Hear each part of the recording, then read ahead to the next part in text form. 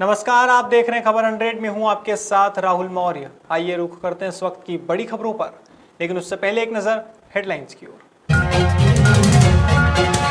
इंदौर में कालाबाजारी जोरों पर, प्रशासन दिखा सतर्क, आरोपियों पर होगी रासुका की कार्रवाई। बेवजह घूमने वालों पर कार्रवाई, जनता कर्फ्यू के दौरान इंदौर पुलिस हुई सख्त। इंदौर में कोरोना हुआ बेकाबू, स्वास्थ्य व्यवस्था पर पड़ा असर, कैलाश विजयवर्गीय के अधिकारियों के साथ बैठक।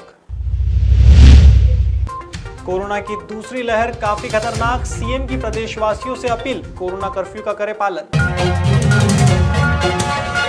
इंदौर में रेमडेसिविर इंजेक्शनों की कालाबाजारी को पुलिस विभाग काफी सतर्कता से देख रहा है। हाल ही में राजेंद्र नगर पुलिस ने एक अस्पताल की नर्स के साथ एक डॉक्टर और एक एमआर को गिरफ्तार किया है। बताया जा रहा है कि आरोपियों को रेमडेसिविर की कालाबाजारी करने के अपराध में अस्पताल से ही पकड़ा गया है। पुलिस की माने तो आरोपी शुभम और नीलेश के खिलाफ रासुका की कार्यवाही करने का प्रस्ताव जिला कलेक्टर को भेजा जा चुका है।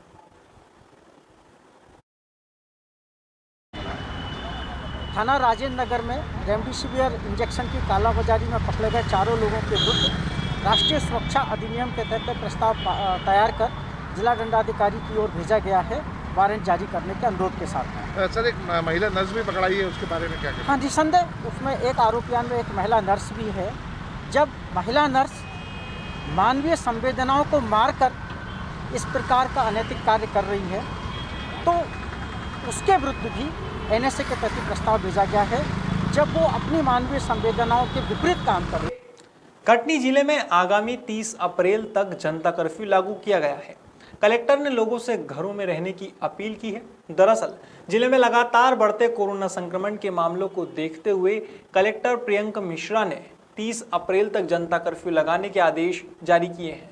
इसे लेकर कलेक्टर ने लोगों से अपील भी की है कि आगामी 10 दिनों तक लोग घरों में ही रहें और कोरोना की गाइडलाइन का पालन करें। कटनी वासियों को इस संबंध में आगाह करना चाहता हूं कि जिले में कोविड का संक्रमण बहुत तेज़ी से फैल रहा है और इस चेन को तोड़ने के लिए सभी जिले वासियों को जिले में लगा हुआ जनता कर्फ्यू में अपना अपना योगदान देना पड़ेगा। ग्रामीण क्षेत्रों में प्रत्येक ग्राम पंचायत में हर घर के बाहर, हर वार्ड के बाहर, हर गांव के बाहर हमें कोविड लक्ष्मण रेखा खींचनी पड़ेगी और सभी को यह तय करना पड़ेगा कि कोई भी गांव से बाहर ना निकले।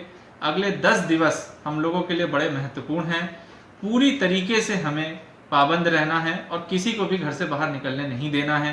केवल उन लोगों को जिन लोगों का स्वास्थ्य नहीं ठीक है, टीकाकरण के लिए जाना है या अति आवश्यक कार्य हैं, उसमें भी एक दूसरे को रोके टोके 10 दिन घरों में रहें। बहुत विकट समस्या आने से हमें बढ़ते कोरोना संक्रमण को देखते हुए बुधवार से इंदौर में पुलिस प्रशासन काफी सख्त हो गया है।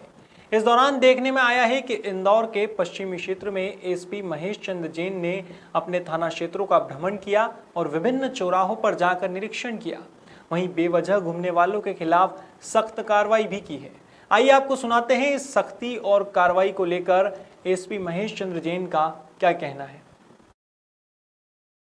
जैसा कि आप देख रहे हैं, कल जिला दंडाधिकारी के द्वारा जो नए आदेश जारी किए गए हैं उसमें बहुत लिमिटेड लोगों को छोड़कर, मेडिकल इमरजेंसीज को छोड़कर सभी चीज़ों को लगभग प्रतिबंधित किया गया है और पुलिस के द्वारा ये इंश्योर किया जा रहा है कि वो प्रतिबंध पूरी तरह से ज़मीन पर लागू हो। किस तरीके से कार्रवाई आज की गई जो बेवजह? जैसा कि आप जो देख रहे हैं, ज़्यादातर लोग 100 में से अगर 99 लोगों को हम देखें तो लगभग 100 में से 99-98 लोग ऐसे हैं जो किसी न किसी काम से हैं और जिनको रोका नहीं जा सकता। 1 या 2 लोग ऐसे हैं जो बेवजह निकल गए या सुबह उनको मालूम नहीं था निकल गए, तो पुलिस उनको जो है अभी वर्तमान परिवेश में चूँकि कार्य की अधिकताएँ हैं तो उन लोगों के वाहनों की हवा निकाल रही है ताकि वो दोबारा आने से। मध्य प्रदेश के इंदौर में कोरोना महामारी के हालात दिन ब दिन बद से बदतर होते हुए नजर आ रहे हैं।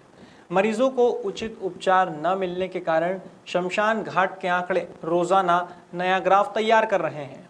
इसी बीच बंगाल चुनाव से कुछ समय निकालकर बीजेपी के राष्ट्रीय महासचिव कैलाश विजयवर्गीय इंदौर पहुंचे। यहां उन्होंने रेसिडेंसी कोठी पर अधिकारियों के साथ बैठक कर उचित दिशा निर्देश दिए। वहीं मीडिया से बात करते हुए कैलाश विजयवर्गीय ने बताया कि कोरोना की दूसरी लहर उम्मीद से ज्यादा खतरनाक साबित हो रही है। यही कारण है कि स्वास्थ्य व्यवस्था पर भी इसका काफी असर पड़ रहा है, लेकिन जल्द ही शहर में बेड, ऑक्सीजन और जीवन रक्षक दवाइयों की आपूर्ति कर ली जाएगी। बीमारी कहाँ तक जाएगी, हमें दूर दृष्टि भी रखना होगी। तो एक तो वर्तमान जो हमारे पास इंफ्रास्ट्रक्चर है, जैसे हमारे पास एमवाई के अंदर अभी 2 फ्लोर खाली है, उस 2 फ्लोर के अंदर पूरे बेड, पूरे ऑक्सीजन की व्यवस्था हम करेंगे। गीता भवन, रमेश जी ने बताया ESI हॉस्पिटल, वहाँ 200 बेड हो सकते हैं। चाचा नेहरू हॉस्पिटल, सेवा कुंज, बापना, मेट्रो हॉस्पिटल, गुरुजी न्यास, ऐसे सब हॉस्पिटल्स के बेड और ऑक्सीजन का पूरा नेटवर्क हमें खड़ा करना है। ये हमने 8 दिन का समय दिया है। हमारे पास 1500 बेड और तैयार हो जाएंगे, जिसमें लगभग 100 ICU के होंगे। तो ये हमारी भी अभी तैयारी। इंदौर की बहोरकुआ थाना पुलिस ने 2 लोगों को हिरासत में लिया है। बताया जा रहा है कि ये आरोपी रेमडेसिविर इंजेक्शन की कालाबाजारी कर रहे थे।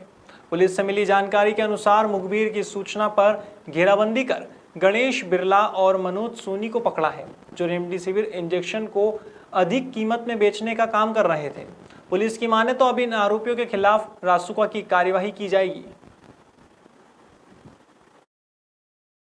कल शाम को हमें इन्फॉर्मेशन मिली थी कि एक मोटरसाइकिल पर 2 लड़के इधर नवलखा तरफ से राजीव गांधी चौराहे तरफ जा रहे हैं, जो रेमडेसिविर इंजेक्शन की कालाबाजारी कर रहे हैं और अत्यधिक मूल्य में उसको बेच रहे हैं। तो मुखबिर की सूचना पर हमने नवलखा चौराहे से लेकर बहोरकुआ चौराहे तक सर्चिंग की और घेराबंदी कराई। तो बहोरकुआ चौराहे के पास ही मोटरसाइकिल चालक 2 लड़कों को पकड़ा, जिनसे पूछा गया तो उनने अपना नाम पता, एक ने अपना नाम गणेश और दूसरे ने अपना नाम मनोहर बताया, मनोज सोनी। ये दोनों सनावत के रहने वाले थे। जब इनकी गाड़ी की तलाशी ली गई तो एक रेमडेसिविर इंजेक्शन इनके पास मिला, जिसके संबंध में ना कोई डॉक्टर का पर्चा था इनके पास, ना ही कोई बिल था। जब इनसे सख्ती से पूछताछ की तो इन्होंने बताया कि इंजेक्शन ये 20,000 रुपये में किसी सनावत के व्यक्ति को बेचने के लिए जा रहे थे। फिर मौके पर ही हमने इस इंजेक्शन को जो है इनसे जब्त किया गया और धारा 420 3/7 EC एक्ट और एपिडेमिक एक्ट की धारा 3 के। इंदौर की छोटी ग्वालटोली थाना पुलिस ने क्षेत्र की एक होटल पर छापा मारा है। बताया जा रहा है कि यहां साईं विला होटल में एक बर्थडे पार्टी चल रही थी, जिसमें डीजे की थाप पर हर व्यक्ति थिरक रहा था। इस पार्टी की सूचना मिलते ही पुलिस मौके पर पहुंची और 188 धारा के तहत कार्यवाही करते हुए 8 लोगों को गिरफ्तार किया है। साथ ही होटल के मैनेजर को भी गिरफ्तार कर जेल भेजा है। प्राप्त हुई थी कि साईं विला होटल है झाबुआ टावर के पीछे फिल्म कॉलोनी में, वहाँ पर कुछ लड़के डीजे लगा के और बर्थडे सेलिब्रेट कर रहे हैं। वहाँ जब जाके चेक किया गया तो 8 लड़के और मैनेजर वहाँ पर डांस कर रहे थे और एक लड़का संजय करके था, उसका बर्थडे था, उसको सेलिब्रेट करने के लिए इकट्ठे हुए थे। कलेक्टर साहब द्वारा संक्रमण को देखते हुए धारा 144 लागू की गई है, जिसमें इस प्रकार के किसी भी कार्यक्रम पर रोक लगाई गई है। इसलिए उनको सबके विरुद्ध में 8 जो बर्थडे सेलिब्रेट करने आए थे प्लस होटल मैनेजर 9 लोगों को गिरफ्तार करके उनके खिलाफ में धारा 188 के तहत कार्रवाई की गई है और सभी के खिलाफ धारा 151 के तहत साथ में कार्रवाई कर उनको जेल भेजा गया। सर, कोई महिला डांसर का नाम भी सामने आ रहा है, कोई डांसर भी बुलवा रखी? एक महिला भी थी, चूँकि उस समय डांस करते हुए वहाँ पर नहीं मिली थी। महिला होने के नाते और मर्यादा का ध्यान रखते हुए उसको जाने दिया गया। मध्य प्रदेश में कोरोना की दूसरी लहर काफी खतरनाक दिख रही है। इसकी रोकथाम के लिए प्रदेश सरकार ने कोरोना कर्फ्यू को लागू किया है, लेकिन इस दौरान देखने में आया है कि कुछ लोग कोरोना कर्फ्यू का पालन नहीं कर रहे हैं और वहीं दूसरी तरफ कोरोना कर्फ्यू के लगते ही मजदूरों का पलायन भी शुरू हो गया है। अब ऐसे में प्रदेश के मुखिया ने प्रदेशवासियों के लिए एक संदेश जारी किया है। सीएम शिवराज सिंह चौहान ने कहा है कि मध्य प्रदेश में मजदूर भाइयों और बहनों को काम देने की पूरी व्यवस्था की गई है। उन्हें कहीं जाने की जरूरत नहीं है, उनकी हर संभव मदद की जाएगी। इस संकट के समय में कोई दिक्कत और परेशानी ना हो, इसके लिए निःशुल्क राशन भी दिया जाएगा। सुनिए सीएम शिवराज सिंह चौहान का ये बयान। मध्य प्रदेश में मजदूर भाई और बहनों को काम देने की पूरी व्यवस्था की गई है। उनको कहीं जाने की जरूरत नहीं है। आज की तारीख में मनरेगा के 21 लाख के आसपास जो अलग अलग काम चल रहे हैं, 21 लाख के आसपास मजदूर नियोजित हैं।